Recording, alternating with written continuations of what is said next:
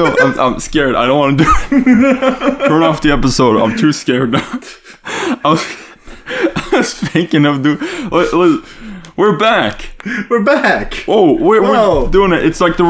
Oh my god. This is like the second episode where we're establishing the show. We're like, hey, we brought in the main characters. Now we're gonna show you the story. And the story is... Never Ending Story. 1984. I've never seen that movie before. Yes, you have. What? I know for a fact. Wait. No, I haven't. Were you not in class that day? Probably not. Okay. Because I know I have not seen that movie. Yeah. Are you talking about like... Are you talking about like how in maybe 5th or 6th grade we watched our teacher might have shown you that movie? Yeah, we showed it in class. Yeah, I wasn't there. Yeah, that makes sense. Yeah. There's a lot of stuff there where it's just like... because I was sick that day. Yeah. I didn't get to see some cool stuff. Yeah. Like, I know at some point I think you watched The Goonies. Oh, we did, yeah. Yeah, and at some point I missed you watching South Park in fucking school. Oh, yeah, our teacher... See, here's the thing, what everyone needs to know. We probably talked about the fact that our teacher was fucking based. Yeah, in 4th to 6th grade. Yeah, we talked about him before. Yeah, and there's things he would show us. He showed us the South Park episode about Facebook that was done around that time. Mm-hmm. Yeah, the one that we're gonna get to soon. Oh yeah, we're in that spot now. Yeah, but the things he showed, one thing that he showed us that I didn't even realize until later on, he showed us a fucking Twin Peaks clip. Wow. Yeah, he showed us the clip where they're, doing the bottle test, where he's, throwing the things. Oh yeah. Huh. Yeah, that's crazy. That scene was so fucking weird. Yeah. God. I saw that there are parts of me that is just like, man, I want to rewatch those Twin Peaks seasons, but at the same time, it's like, maybe wait a little because we literally did that like a couple months ago. Yeah. Well, about a year ago now. Yeah, I suppose. Yeah. Yeah. Oh, God. I think we started... Didn't we start with Twin Peaks around... was it August? Maybe. October? I think it was midsummer. Oh, no, wait. I actually know exactly when it was. It was in June because... we shot the cover for That Whole Life thing while we were watching... Yeah. Yeah, your album. Yeah, of course. By the way, when this is released, will your next album be out? I fucking hope so. Okay, let me tell you all the limitations of the thing. Yeah, I was just asking so you could plug it, perhaps. Yeah, exactly. The thing with my current album is that I have all the songs done. In fact, probably more than I need for the album. And I have to... but... I still have to get them mastered, and I have this mastering site I use where I pay $6 a month and I can master all my songs. Wow. But I'm too poor right now. I have to wait for my paycheck to come so I can master my song. Is it all of the songs or just a couple? A couple of them. Some of them I did earlier. Okay. But I'm thinking I also want to... Listen, I need to stop doing music for a while. It's too much. Oh god. Yeah, but it probably will be out. Yeah. I took the picture for this album, like once again, like I did for the whole life thing. Yeah, exactly. Yeah, and I think it turned out pretty good. Yeah. Yeah. Look out for hand sanitizer boogie on my Twitter feed. I noticed that, like, if I really tried and really put the effort in, I think I could be a fairly good photographer. Yeah. I think I got that eye for some reason. I've noticed. Yeah. I kind of do. It's a fun thing to do. It's something, like, I have the eye for it, I just need to take the time to develop it. If I went, if I decide to go into it. Yeah. Yeah. It's a fun thing to do. Yeah. I like to do it on the side. Go. Okay. Now that is some damn good coffee. Get it? I talked about Twin Peaks earlier and it's like a meme. I swear to God, this must be the third time you've done this on the channel. Or someone at least. Well, third time's a charm. That is true. It's true. That is true. Okay. Jesus. Well, Kumbel, do you want to talk about how we got our start? Yes. Love had this idea that we should talk about... the early days, the really early days of us putting shit on the internet. Yeah. The early days, they were like, at some point, I think the reason I never talked about it on like the old podcast is because I thought it hadn't been long enough since that it happened, but now it's been a long ass time. Truth be told, I mean, we started putting stuff out when we were in middle school. Oh, yeah. You know? Yeah, I mean, I started my YouTube channel in May 2009. Yeah. Literal insanity. 12 years. Yeah, you were doing it around the time where I first started knowing you. It's fucking wild. Before I even get... I mean, truth be told, you were the one who got me into, like, putting shit on the internet. Oh, yeah. Because you were doing it. Yeah. I was like, oh, that's so. Yes, let's do. And then I made a Let's Play channel. And we all know how that went. Yeah. Well, great. If you haven't seen that video yet. You did the Mario, I mean. Oh, my God. Think about that. So, well. But we're not going to talk about that, at least when it comes to me. I don't know. Do you want to start talking about... Yeah, sure. Yeah. Okay, I'll talk about how I started. Because all y'all... I do wonder sometimes, is there any viewer from motherfucking 2009 who's been subscribed to my channel that entire time? I have to wonder. I have literally no idea. Because that would be insane. The reason I created my YouTube channel in 2009... I just have to think, did I put up anything before that? I had... No, there was nothing I put up before that. Literally the earliest thing that I can really remember you made and put out on YouTube was some Indiana Jones parody video. It's funny that, okay, so here's exactly how it started. 2009, I had to do a little funny film project for middle school when I was 11 years old. Actually, probably 10 at that time. And it was me and a few buds, and that was before you were in the class, I think. Yeah, probably. Yeah, but we had to do a little film project, and I remember so little about it, other than the fact that we had me with sunglasses and we had smoke on the water in the background. It was really cool. Wow. It's fucking epic. We had that film project, and I don't remember why, but I think for some reason during that time I was like, I should make a YouTube channel. Fucking amazing. Whoa. And what helped was that we had gotten a cool ass laptop, one of those big powerful chunky boys, Windows 7. And I was like, oh my god.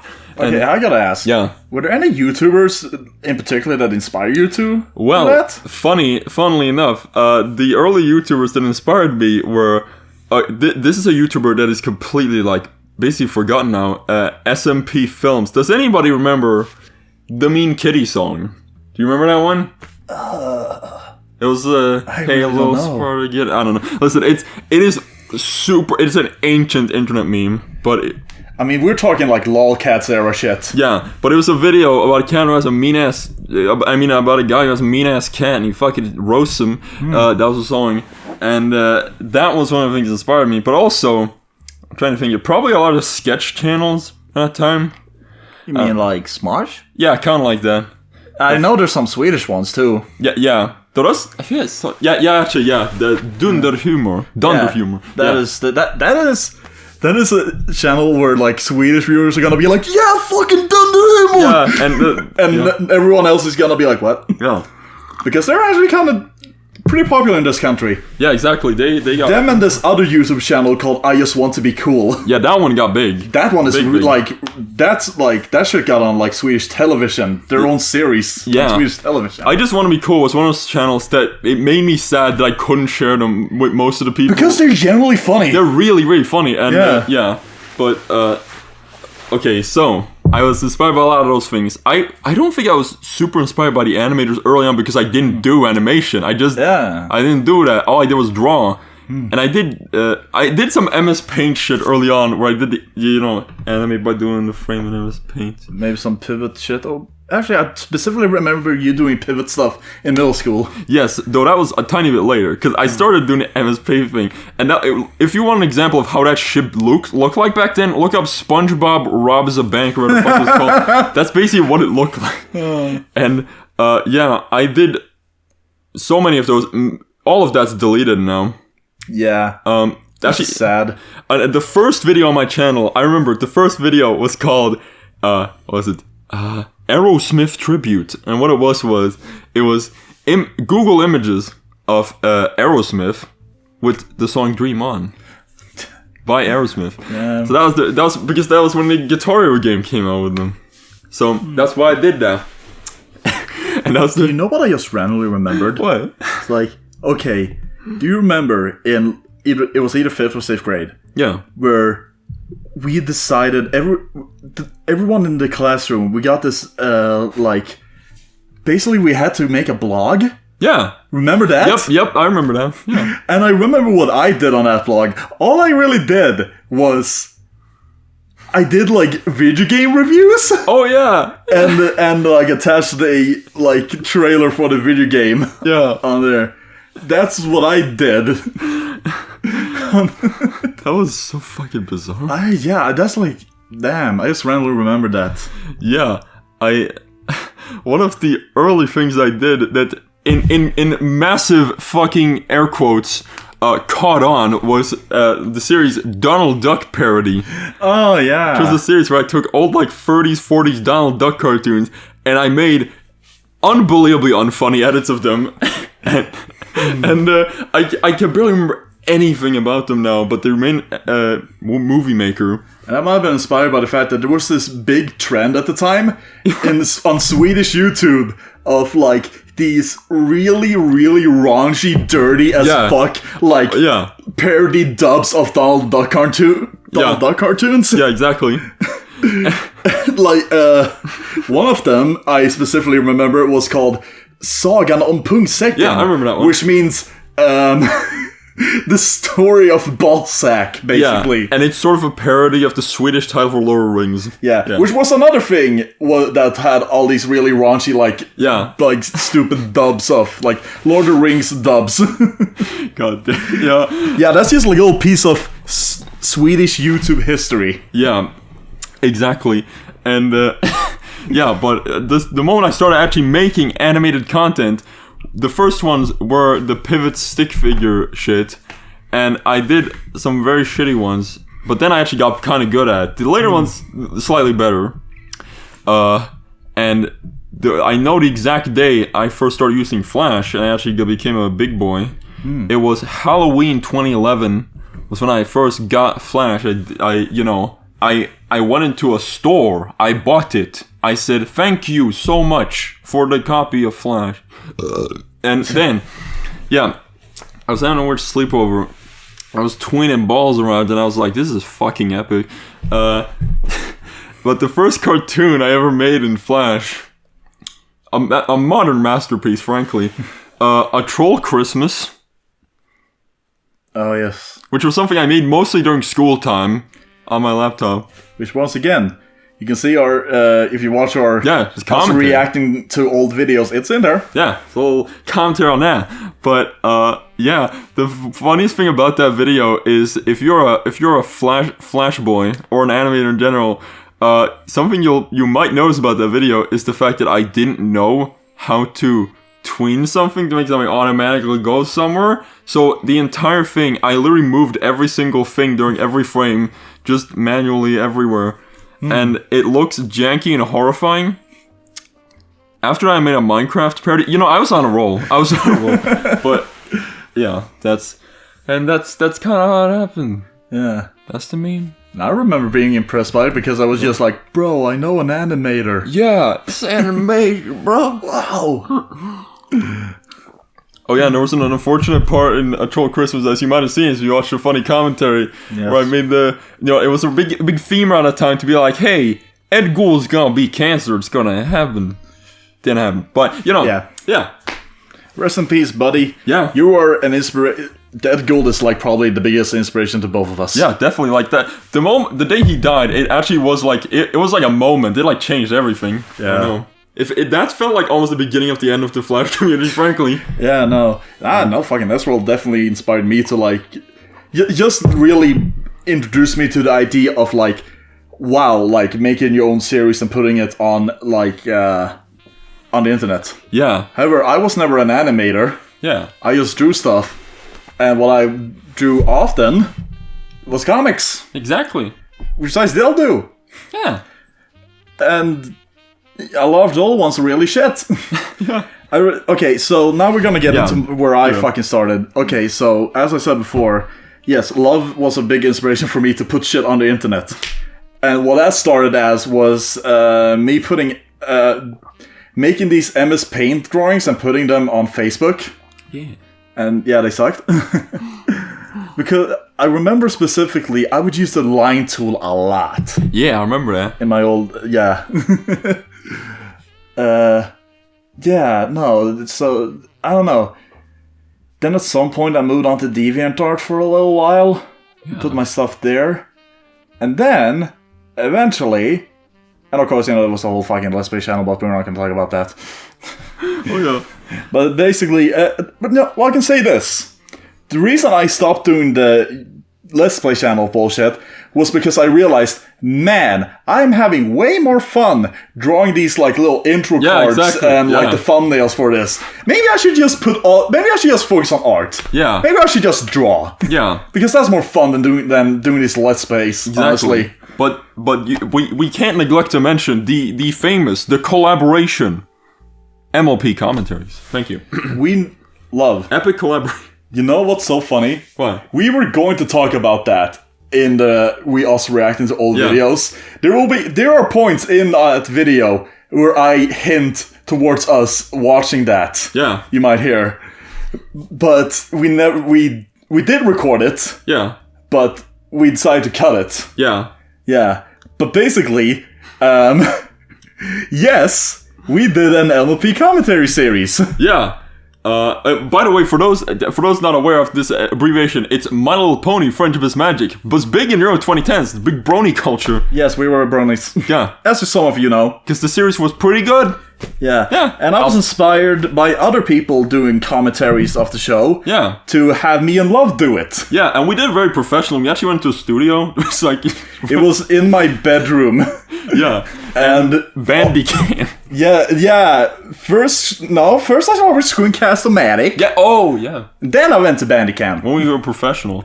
Oh yes. During the last few episodes, I actually even edited that shit. I put it in Windows Movie Maker. Yes, you did. But yeah. They were stupid. They were like and they're all gone because Hasbro claimed them. Yeah, exactly. And I got a copyright strike. Yeah, there's only one left. The funny thing about those is how uneven the lengths were. Because Screencast-O-Matic could record 15 minutes. So we would literally have these commentaries where you did 15 minutes of an episode. And yeah, there would be like part 1 of episode whatever. Yeah. Yeah. Brilliant. But anyway, so yeah, eventually I just delved into art. And that led me to go on Tumblr. And that's where I really started. Yeah, exactly. That is where I officially feel like that is where everything started. With me putting art on the internet. Because that is where I first got an audience. Because I made a My Little Pony Ask blog. Yeah. And that, for people who don't know, was a thing. Ask blogs. Which I think was... It was kind of popularized by Homestuck a little bit. Yeah. In a way. Yeah, the interactive shit. Yeah, exactly. Just the whole thing of like, people can ask these characters questions and you get a little comic as an answer. Yeah. And that was very popular in My Little Pony, you know. Exactly. The brony thing. And you know what? I'll stand by this. I think that was a cool idea. Yeah, I like it. Actually is... It's gonna sound fucking stupid, but that is really what made me like get really invested in making comics. Yeah. Because honestly, some of those were too good for that fucking medium. Yeah, exactly. Some people were too good. Like, they should have really put their efforts into making some legitimate fucking webcomic because they really knew how to write and draw and shit like that. Yeah. Like, there were some where I get really invested in, like, the adventures of some of these fucking characters. Exactly. Yeah. And some of them, they would take these big plot twists and, like, get dark. Yeah. Like there were some of them, I believe, where, like, you know, the main character gets pushed out of the story for a while and somebody replaces them and now you're just asking them now, I guess. Yeah. It was an interesting idea. And it was really fucking, like, I can say, as someone who did that, yeah, it was very interesting creatively. Yeah. It really was. But, yeah, no. The problem I noticed I ran into was that since it was very driven by the things people would ask, yeah, it was a little hard to, like, really go into... Like, really go into some adventures that I wanted to take these characters with. Yeah. You know? And also hard to, you know, like, just take the time to plan that out, which I didn't, which killed the fucking thing. At some point, I was just like, dude, this is too much. I can't fucking... Because I had this idea of them going on this, like, fucking adventure and shit, but I was just like, dude, I can't do this. It's too much, man. Yeah, totally. Yeah. Oh. So, yeah. But yeah, and yeah. So that is where I got my start, is basically. Yeah, And you know what's fucking funny? Yeah. There's still people from that time who are following now on Twitter. Oh, yeah. Like, some of them I still keep up with. Yeah. From that fucking community. Yeah. It's fucking weird. Really is. Yeah. But yeah, then after that, I think I just kind of casually did the casual being a Tumblr artist thing. Yeah. Just make my funny drawings and putting them out there. Yes. I think I experimented with some webcomic bullshit, but nothing that really went anywhere. Yeah. Like... Make some characters. Yeah. That is just... Yeah, the whole thing, like, making funny OCs. Yeah. But never going anywhere, really. Yeah. And stuff didn't really... How you say, go places? Like, really, I didn't... Okay, at some point, as an artist on the internet, you gotta realize when it's not just fun and games anymore. Yeah. When it's just like, when you're like, wait a minute. When am I gonna really take this seriously, and what am I gonna do in that case? Yeah. And that is when I started, with a webcomic called Sync with Scandinavia, that I actually, which is funny enough, as some might remember, that is the comic, in some earlier episodes, I said, yeah, I had this comic I was doing, but you know what, I've decided to cancel it. Oh. Yeah, I was still working on that in some earlier episodes on Poverty Pals. Yeah. But yeah, that didn't go anywhere because bad planning. Yeah. Yeah. And then I started working on Lost Moral Blue, which I'm still working on. Yeah. And it's going well, I think. At least, like, from a, how you say, from a standpoint of, just like, yeah, it's like, because there's planning. Yeah. And shit like that, like, it's actually, shit is actually being made. Yeah. Yeah, and I have, hopes that I can take that thing to many other places. Exactly. I remember the older comic project you had, Scrapageddon. I remember that one. That is essentially oh yeah, I should talk about that. Yeah, you should. Because that is basically the first like interpretation of what would later become Lost Marble Blue. Yeah, there's a lot of.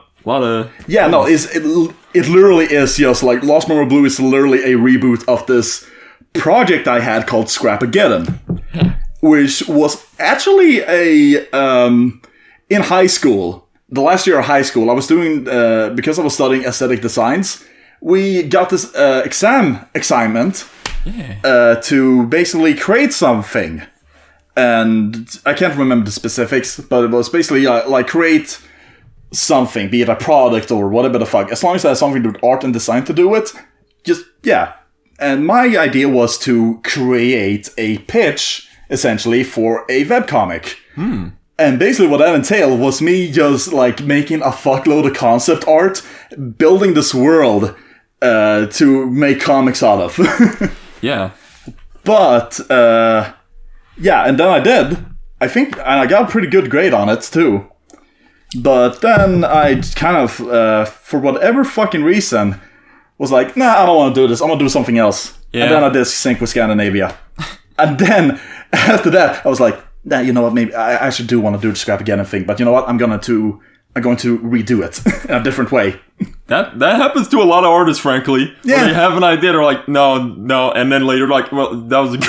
Yeah, no, seriously, I was just, like, thinking, like, dude, I was at my most creative I ever was when I was working on Scrapageddon. Yeah. Why the fuck am I not doing that? Exactly. It's like, what the fuck am I doing? Let's do that. Yeah. And, dude, that is actually a thing that drove me fucking crazy. When I stopped doing Sync with Scandinavia and immediately jumped to doing Lost Marble Blue. Dude, the amount of fucking creativity I felt and the ideas that kept fucking coming and coming, it was driving me insane because I was fucking, oh my god, it was one of those things where it's just like, I have so many ideas that I can't sleep. Yeah, exactly. I can't stop thinking about what I want to do with this and I cannot sleep. Yeah, exactly.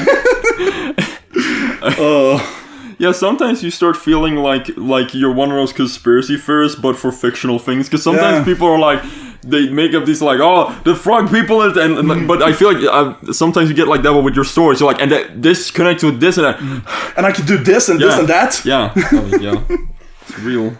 Now, something that I find interesting about your really early art that I didn't realize at the time, looking back at it, it's strangely anime inspired. Yeah, that's kind of odd. You know what? Yeah, that's probably because I was kind of into anime before you were for a little while. Yeah, and I think that was definitely inspired by some people. Basically, I follow some people on Tumblr. They were talking about the animes that came out, and I was like, I'm gonna watch it. Yeah, I want to watch it. Oh Jesus! And yeah, that's how I ended up watching. Like, I remember I watched Attack on Titan when I was new. That I stopped watching because it got too fucking sad. And, I watched a good amount of Gurren Lagann. Yeah. I think I stopped around the second season because I felt like, this isn't as fun anymore. Yeah. And I actually watched Kill la Kill. Yeah. From that early point, but I didn't know exactly why I didn't enjoy it, but as I established in a earlier episode, I realized then, when we rewatched it, like, oh yeah, the pacing. Just makes me fucking sad, man. Yeah. And one I also watched was Us Among a Dio. Yeah, exactly. That slice of life anime. Yeah. I think we watched an episode of that while we were blindingly drunk, because I don't remember much. Yeah, no, I want to show it to you. But I still don't know if you want to... I'll watch it at some point. I don't know. Yeah. I thought it was fun. Yeah. It's silly, but it's fun. Yeah. It has some... It honestly reminds me a little... It's a little more chilled out version of Nichio. Yeah, in a way. Yeah. That's it's not as... It's not as mentally ill. Yeah. But... And let's see, what's some other animes? Well, biggest fucking... The anime that is still the biggest inspiration for me ever is Cowboy Bebop. Yeah, of course. Like, that is still inspires Lost More Blue quite a bit. Yeah. In a lot of ways. I'll admit. Yeah. Definitely. I'm gonna pitch in with some memories I have of Scrap again, because for some reason that's the one I have a lot of memories around that time. I was really dedicated on it. Yeah, because I remember specifically one thing where you wanted us to gather here to do like a fucking story writing thing. I wanted to basically. I wanted to see if, okay, wouldn't it be fucking cool if I could write this comic with my buddy Love? Yeah. I just wanted to see if that could work, like, if we could, write this thing together. But, it didn't work. It didn't work. I think literally what happened was we sat in your kitchen for like a few minutes and we tried to write it, and then we just went and watched Cowboy Bebop. Yeah. But, what the hell? It's funny, I can't believe I forgot about this. This is like a weird subheading in both of our creative journeys that like never went anywhere. But in 2017, basically the summer, we were making hardcore plans. We were like, we're going to do a series, and we made these characters. Oh yeah! And funnily enough, you can see her in my old man cartoons in the background. Yeah, we really did try to figure out these characters' personalities and stuff. It was going to be some slice of life thing about them doing a podcast or some shit. Yeah, basically it was like they had their animation studio or something like that. Yeah. Yeah. I made character designs for it. Yeah, for some of them. So that never. And that didn't really go anywhere. Yeah. But at some point, I feel like me and Love could probably make something together. Yeah. Like we got it at some point. Be it some anime series or like a video game or something like that. Yeah. We just gotta find out what both of us can really jive on. Exactly. Because I know, because here's the thing. Just because you're best friends with someone doesn't mean you, creatively fucking bond. Because, let's be honest, the stuff Love makes and the stuff I make is very different. Oh yeah, it's very different. It's like two different worlds. Yeah, exactly. Kind of. Yeah. Yes. So yeah. That's the meme. Actually, the best memory I have of Scrap again, and the reason I was smiling when you were talking about your high school assignment, are the moments when I came over to your high school during your last year, and there was the fucking day when you were presenting it. You had a little booth, Oh yeah. And I sat next to you. It was amazing because it stuck out so hard. Everyone else was just doing like, Oh yeah, okay, let me explain this. Yeah. Basically, we had this thing.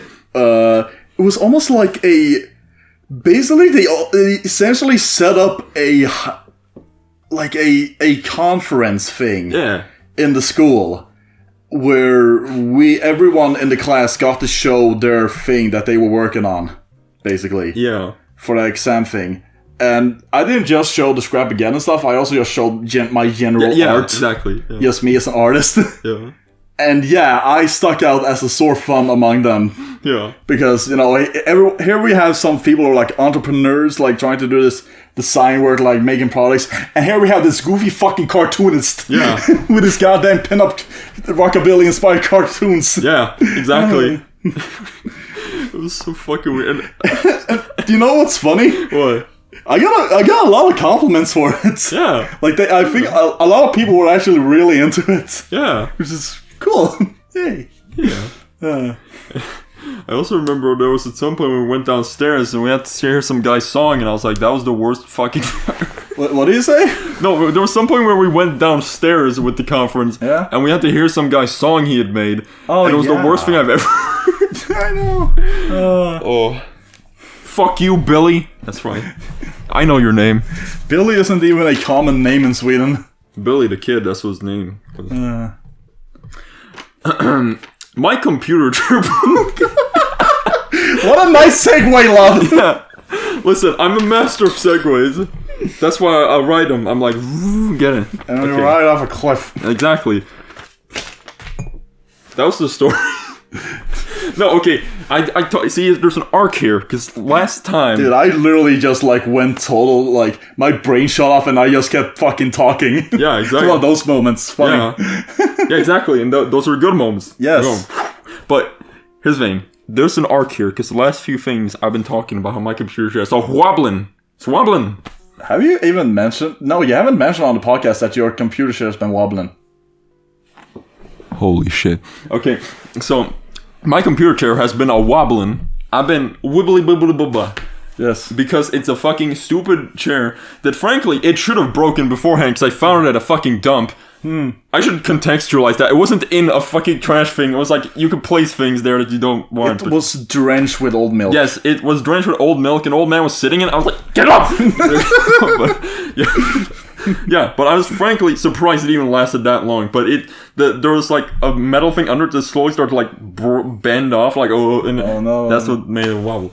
And at some point, it's now wobbling so much, like, it's done for. And so, for a while, I used a table with a big pillow on it, which was fun for a while, but then I was like, fuck this, dude, and I set up my entire thing by my couch, and I kind of like it. I like it a little bit. It's kind of fun. Yeah. I just know that, like, sitting on a couch drawing can be a little fucky on your back. Yeah, exactly. That's what I don't like about it. Yeah. If I'd recommend anything, I think I recommended it to you before, but look at the second-hand stores. Yeah, exactly. That's where you can get a computer chair. Yeah, that's why I got mine. Yeah. I also want to get a fucking carpet. Oh, yeah. So I like the way they look. And also, they dampen the sound in the room. Yeah. And I'm obsessed with that. Thank you. You're just a bitch to clean. Yeah, that is true. Oh, God. Well, what I've been doing while I've been sitting on my couch, doing the thing, is I have, for a lot of days, I have done this weird process where I work all day, I do my thing, I do my back-breaking labor in the salt mines, and then, what I do, an hour before I go to bed, I turn on a little known indie game called Yume Nikki from 2004, I always play that an hour before bed, turn off all the lights, and it's an experience. It's one of those games where no one's experience is the exact same. Damn. Because there's so much weird shit in it. I mean, it's the thing that's amazing about the game is that, okay, so it's a game that can be fucking horrifying. Like, it honestly, like, gives me chills just thinking about some of it. But amazingly, it does not have a single jump scare. I realized that. It doesn't have a single one. Ever. And yet it's one of the most terrifying things I've ever fucking played, which is interesting, frankly. It crawls into your bones, frankly. I mean, I give a few minor examples, but not many, because we might do something about it. But maybe. Yeah. But so, you know, y'all might know because it's been known for a while. But it's a game where the whole premise is you go to sleep, and then you're in the dream world, and you can pick from 12 doors, and they all lead to different kinds of worlds.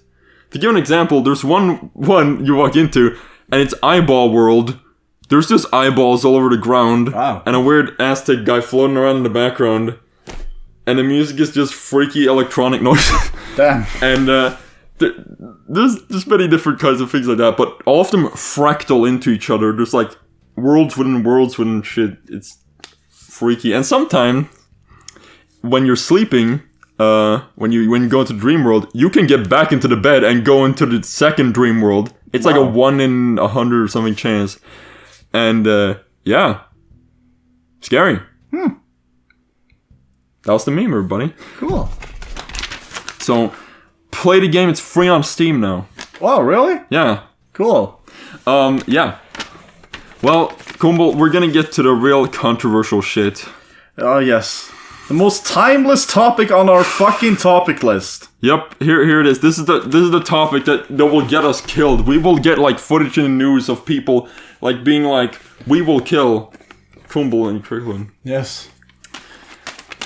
The tall vampire girl from Resident Evil 8. Not really hot. It doesn't do anything for me, really. Doesn't do much. No. And I'll provide reasons. I'll give my reasoning. One, she's all gray. She looks cold, dead, and I'm like, dude, that's not appealing. Me. Yeah. Two, I don't know.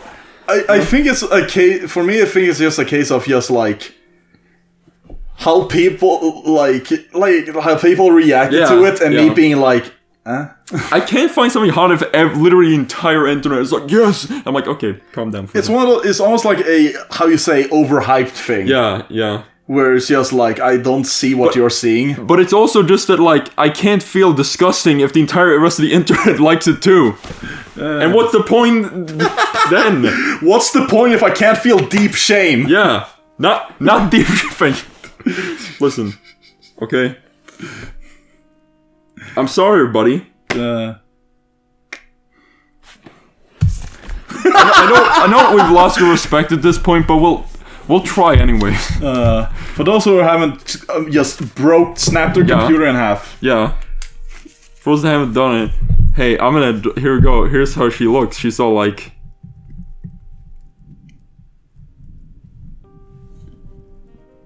You hear that, love? It's thunder. I hear thunder. It's hard rains gonna pour. It's like some of those older episodes. Wow. It's amazing. It do be almost summer. I don't like the fact that it's so much thunder shit. Yeah. That's what she looks like. What the fuck?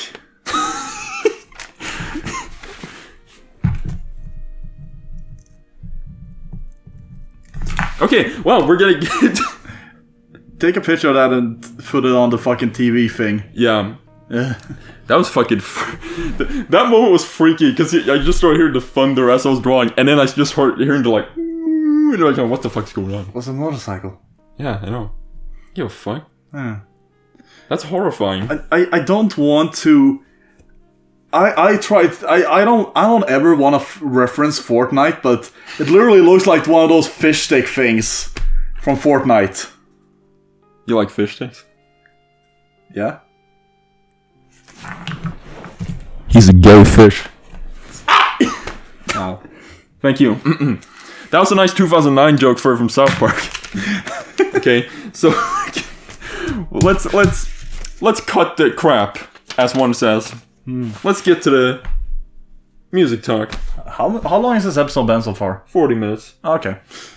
Nothing long. Well, should I talk about my thing first? No, I'll talk about my thing first. Okay, cool.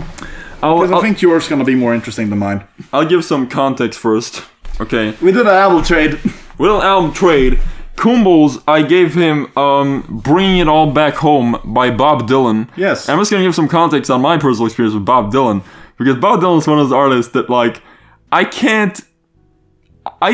it's completely a subjective matter of if you like his specific mannerisms, whether you like him, and that's why I'm never surprised if somebody's like, I don't know, not super into him. But the thing I like about him is just, he has a lot of great quotes. There's one particular quote from one of his songs that I want to frame on my wall, but I can't find any product of it, and I need to find it because goddamn.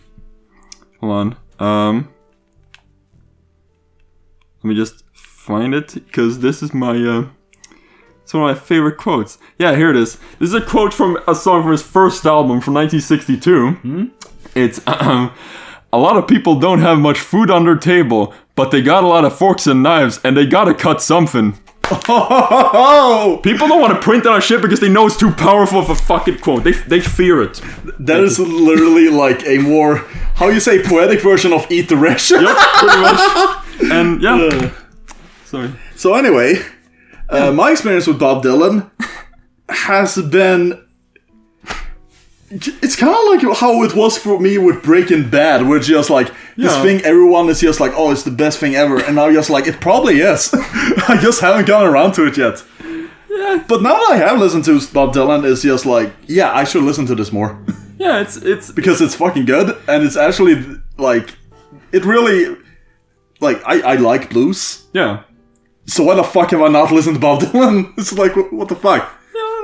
I like it. I like Bob Dylan, okay? Yeah. Oh, I like this album you gave me. Nice. Yeah. I want to talk about some of the songs, because the first song on the album, I'm a big fan of. Subterranean Homesick Blues. I'm a big fan of that song, because it's very, I wouldn't say, it's very out there. And it's also just a fucking banger, frankly. Oh, yeah. I just, yeah. But you know what? You talk about anything that... Yeah. Honestly, what's funny is one of these songs, Mr. Tambourine Man, which is really fucking good. Yeah. I first heard that song, like, okay, so in our town we have, like, because thanks to my dad, I know a lot of local musicians. Yeah. You know, because he's one as well. Yeah. And I've heard many troubadours. Yeah. You know, and one specifically, I specifically remember would cover Mr. Tambourine Man. Yeah. So that's my first introduction to that song. Yeah, that song's heavily covered. Yeah. Well, it's a good song. Yeah. Yeah. That song used to, like, I don't know, that used to be one of my favorite songs in, like, 2016, because I feel like that song made me feel, I don't know, the contemplativeness of being very intoxicated before I ever touched any alcohol. I feel like it I don't know, there's some power to that song, I don't know what it is. No. Just... And, yeah.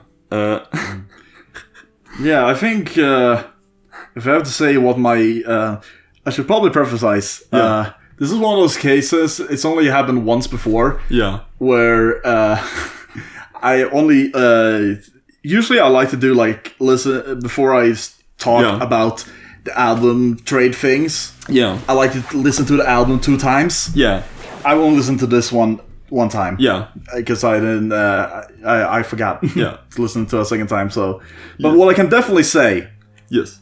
2 of my favorite songs on this album. Yeah. That really stood out to me. Yes. Was Gates of Eden and It's Alright Ma, I'm Only Bleeding. Yeah. That's, I mean, yeah, I find it really fascinating that you're really into Gates of Eden, because there was just something about that song where just like, I was listening to it and I'm being like, this is really good. Yeah, it's very epic in a weird way. Like, you can just, there's some, I've never heard anybody like be really into that song, but I do like it. I like there's a lot of imagery in it. There's something about there's something about what I specifically remember thinking as I was listening to that song. Like, the songwriting reminded me a lot of, like, Rush. Yeah. Honestly. Yeah. And I don't know why. It just really did. Yeah, it's very... like, Rush, like Neil Peart's songwriting. Yeah, exactly. With, like, with the places it would go. There's a lot of imagery in it. Yeah, exactly. I'm gonna just bring up some of this, because there's a lot of random off lines that I just like in his songs. Because, to me, there's two kinds of songwriting. There's songwriting where the lyrics just sound cool, and there's songwriting where, you know, the lyrics have a lot to them when you look into it.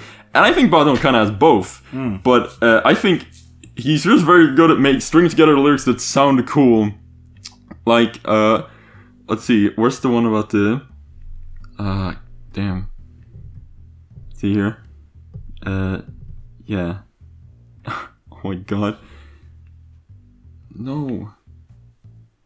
Whatever. Listen, I'll give an example here. The motorcycle Black Madonna, two-wheel gypsy queen, and her silver-studded phantom cause the grey flannel dwarf to scream as he weeps to wicked birds of prey who pick up on his breadcrumb sins, and there are no sins inside the gates of Eden. Who the fuck writes that? I can only think like Neil Peart in a way. Yeah, exactly. In some ways. Yeah. And the way I described It's Alright Ma to Kumbo when I first sent the album was, the song is kind of about everything. I found that song pretty relatable. Yeah, it's... Honestly, that song to me, I've always just felt like that song has to be about the, like, damage living in the modern world does to your brain at times. Yeah. Because, like, it's very, I mean, there's a lot to it, frankly.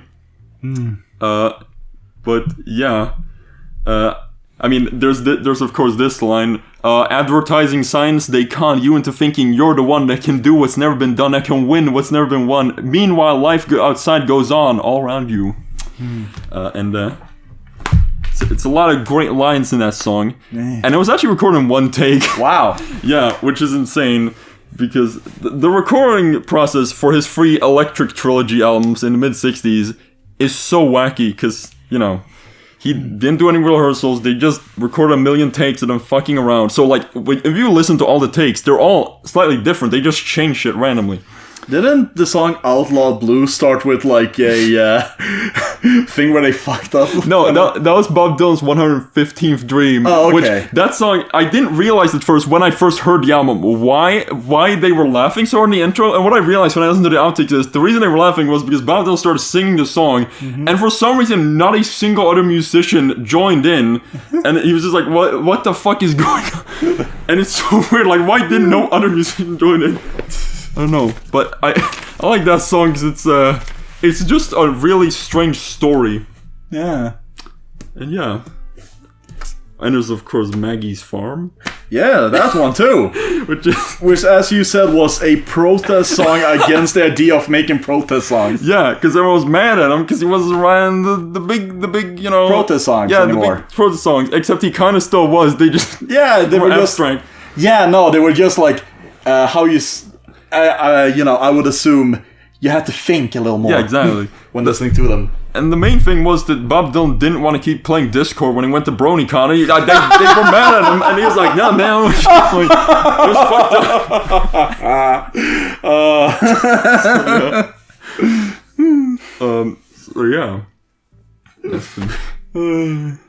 My favorite thing about the Electric Trilogy, this is the last thing I'm going to say before we move on to the next album, but I just want to say, my favorite thing about that trilogy in the mid-60s is the fact that he got so much blowback from the folk community because they were like, you're making it, you're watering it down, you're making it the rock thing, it's not folk anymore.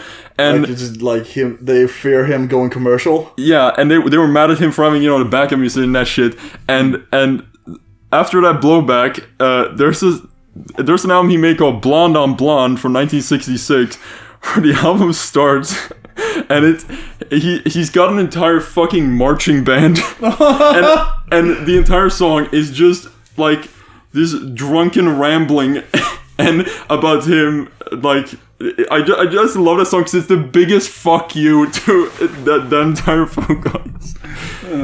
That album to me is the perfect example. Sometimes to make good art, you just gotta say fuck you to your audience. Yeah.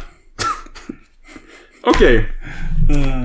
Okay, so let's move on to the album I Gave Love, which was a ska album. Yes. It was one of the big one. It wasn't the biggest, most famous act that came out of the two-tone scene in London in the 70s when, the two-tone ska thing was happening. They weren't the biggest. Yeah. But I will definitely say they definitely made one of the most interesting albums. Yeah, definitely. And they were definitely the goofiest. The album I Gave Love was Ska and B by the band Bad Manners. Yeah. So this album is pretty interesting because as he said, it's very goofy, it's very strange. Yeah, and let's be clear. I think Bad Manners is goofy, and madness was a thing that existed at the time. Yeah, exactly. And madness are pretty silly. Yeah. But that's the thing. Madness is silly, but Bad Manners is goofy. Yeah. It's off the wall. Yeah. And the thing, I'm gonna look at the track list because the first song on the album is Nini Nini Nana Nunu. Yeah, exactly. And I'm just okay. Here we go. Yeah. Okay. So yeah, the song just starts with this fucking nonsensical rambling, and the guy has an incredible singing voice. It's fucking. It's an interesting one. It's very yeah. I'm gonna look up his name because Actually, I'm not so sure what it was. Yeah. Oh god. But I do know, like, basically some background thing. While the whole thing about Bad Manners is that, okay, so at the time, if we take, like, for example, the specials, like, a lot of them would sing about, like, really political, like, really dark shit. Yeah. You know, while the thing with Bad Manners was like, oh, we just want to make something fucking, like, something you can dance to, something more goofy, a little sillier. Yeah. Nothing. We don't want to take it too serious, like make things too seriously. Yeah. Basically. And kind of like a toy dolls of ska. Yeah. And I'll talk about some of the songs now. I'm a big fan of King Ska Fa. Yes. I like that song. It's got a vibe to it. And oh my god, I like the cover of Monster Mash is fucking incredible. I know, because like it fits very well into their thing, but also just like one part I love about it is the backup vocals. How there's two different backup vocals during the chorus, and one of them is a guy very flatly saying, "They did the mash," and the other guy in the left channel is going, "They did the mash," and like it's such an odd trio of voices working together, and it's beautiful. Okay. I love it. Also, the name of the lead singer is Buster Bloodwessel. Buster Blood, yeah, yes. I mean, and I'm going to pull up a picture of him. Okay, let's see. Buster Blood. There he is. There he is. He's a large man. Yes. He's a big boy. Yeah. And I suppose at this point it's prudent to talk about the album cover, which if you look it up, Bad Manners Scan B, the album cover, it freaks me out because like it's that uncanny valley where like you can't tell if the thing you're seeing wants to hurt you or not. And he scares me. It's like this skinhead Michelin man in a thong. Yeah, and he's looking at you with a creepy like Disney eyes. Yeah, with his tongue out. I think this is supposed to be an illustration of Buster. Yeah, exactly. But yeah, I have a patch of that design on one of my vests. Yeah. And it works very well with the music. Yeah. One thing I like about it, it's got this sort of traditional ska instrumentation, but also it's got this beautiful little ice cream truck synth. that's like you hear it at the beginning of Fatty, you hear it isolated. Yeah. And it's so odd. It sounds a lot like actually 60s electronic music. Yeah. And I like the way it works on top of the other songs. It's very nice. Yes. And I love the I believe the instrumental song Magnificent 7. Yeah. Which is it's fun. And they did do the song Inner London Violence. Yeah, that might be the most how you say topical songs exactly. at the time. Like that feels like some sort of what would be a special song. Yeah. In a way. I like Special Brew. That song is nice. That's my favorite song on the album, honestly. Yeah. It's a love song for beer. Yeah, exactly. Yeah, it has a lot of, typical love songs, but then it's about beer. It's beautiful. But yeah, it's a very fun album. It sounds very nice. Yes. Y'all should listen to it. It's just fucking fun. Yeah. It's basically fun. Yeah. It's neat. Yes. Well, it seems like that was the pod. That was the episode. That was the meme. It's one interesting episode. Yeah. Thank you for listening. Goodbye. I will now leave. Oh. Pooh.